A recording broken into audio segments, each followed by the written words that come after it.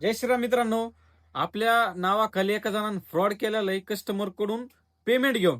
तर त्याचा आपल्याकडे पूर्ण डाटा आलेला आहे. आता मी कोण रील बनवतो की त्यांनी पैसे घेऊन सुद्धा रिटर्न करा नाही. त्याचा मोबाईल नंबर, त्याचा अकाउंट नंबर, त्याचं एसबीआयचं जे अकाउंट आहे ते, त्याचा पूर्ण पत्ता आणि फोटो सगट आहे.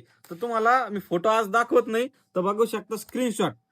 हरिश्चंद्र वाघमारे म्हणून आहे, पुण्याचा ठाण्यामध्ये राहतो. तर याची कमीत कमी आपल्या कस्टमर 5,000 पेमेंट घेतलेलं आहे. आता बघू शकता त्याचं आपलं बोलणं सुद्धा झालेलं. त्याचं सुद्धा म्हणणं आहे श्रीनाथ मोबाईल शॉप आहे म्हणजे ठाण्याला. तर त्याला म्हणलं, त्याचं म्हणणं आहे की तुझ्याकडे जे मोबाईल आहे ते माझ्याकडे सुद्धा आहे, मी बी पार्सल पाठवले. तर मी म्हणलं पार्सल पाठवले तर पार्सल पोहोचले नाही, तू पेमेंट रिटर्न कर. त्याचं म्हणणं आहे मी पेमेंट रिटर्न करू शकत नाही, पार्सल ते कुठे गेले मला माहित नाही. तर मी म्हणलं की बाबा ठीक आहे. आता त्याचं म्हणणं आहे की पेमेंट रिटर्न करत नाही मी. तर तुला एकदाच सांगतो, मी उद्याचा दिवस देतो तुला.